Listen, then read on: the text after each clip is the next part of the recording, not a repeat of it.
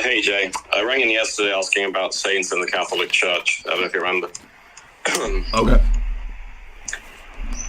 Yes, I won't go back to that right now, but I mean, I just like to say that I'm not sure how, representative of the Eastern Orthodox view the idea that there is no grace whatsoever in the Catholic Church is, because I'm pretty sure that there would be Eastern Orthodox hierarchs, priests that would say that there are legitimate saints in the post-schism church.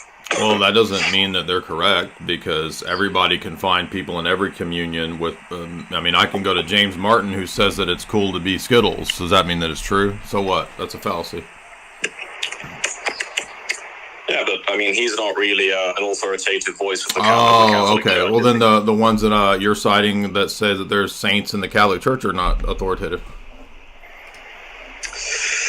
Yeah, but I mean, I think the point is that if you look at the Eastern Orthodox Church, there isn't really a unified position on these issues, is there? I'd have to go to you. I'd have to go to somebody else to figure out what the position is. Oh, so does that mean that in the Roman Catholic Church there's unified positions?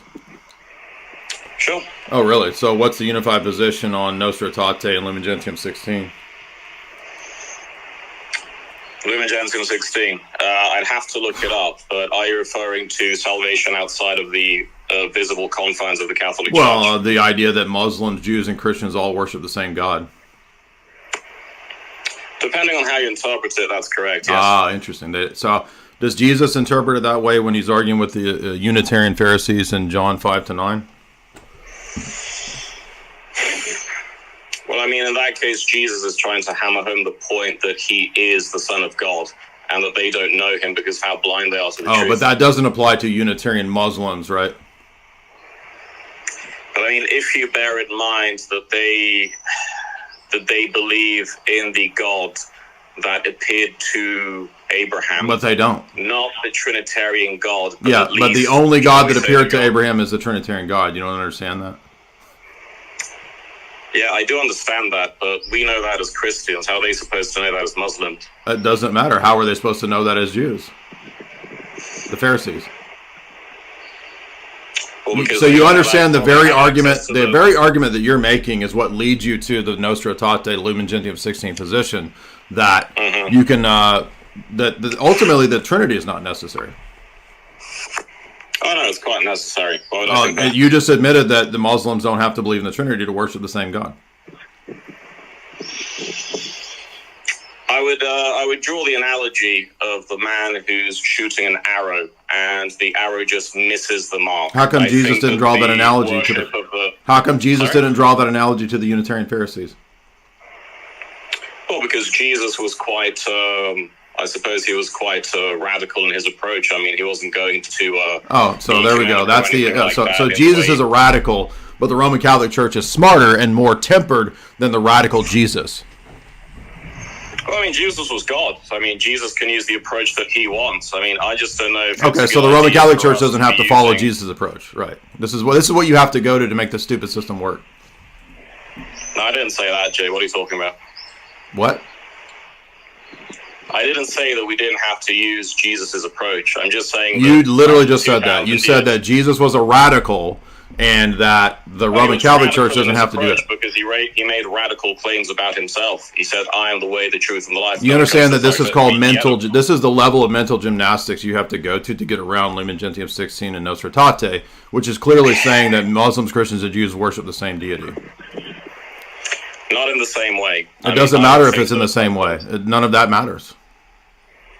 Yeah, but we need to be nuanced in the way in which we read this. We can't just which is called reinterpreting and called mental gymnastics, because this is the basis for why the Pope goes and prays in the synagogues and in the mosque towards Mecca. Do you think that you can pray towards Mecca in a mosque? Okay, well then, why did Patriarch Kirill meet with Muslims as well? So that's a tu quoque. Can you pray in a mosque towards Mecca? Sure, to foster goodwill amongst the religions, yeah. Really? Yeah. You can pray in a mosque towards Mecca, according to this Roman Catholic. You hear that, everybody? Wait, me or the Pope? Oh, so the Pope can do it, but this whole religion is so retarded that you literally are saying that it's. You literally said that so the Pope can do it, but you're not supposed to. Well, no, because I don't represent the religion. The Pope does represent the religion. Yes, you do. You're bound by the same canons and restrictions as the Pope. What are you talking about? I'm not a member of the church hierarchy. Yeah, so anybody, you understand the canon law applies to you? What happens to a normal Roman Catholic if they procure an abortion? Excommunication, I believe. So you literally just denied that by saying that it doesn't apply to you, but it only applies to the Pope. So the canon. No, I'm saying that it's unwise for lay Catholics. No, now it's unwise. Now you've changed it from unwise. Now you're saying unwise, and you said, but before it wasn't unwise. You say you're contradicting yourself. No, not really. I think I'm quite clear what I'm saying, that the Pope can use his judgment to decide whether or not he's going to participate in certain ecumenical meetings. But I don't think it's a good idea for... Sorry? Well, what does Mortalium Animos say about any participation in those meetings? But you see, I don't think that Mortalium Animos is binding on the rest of the church for eternity. Mm-hmm, yeah. I mean, that's so your position literally can change. So in 1928, it's apostasy to do that, but post-Vatican II, it's okay. Well, you need to bear in mind that the church is living. The church is... Yeah, so it can contradict. Yeah, so your position, yeah, that's what it means to be living, is that you can literally contradict from one day to the next. Correct. Yeah, good job, dude. There you go. That is Roman Catholicism to a T. I want everybody to notice that, clip that.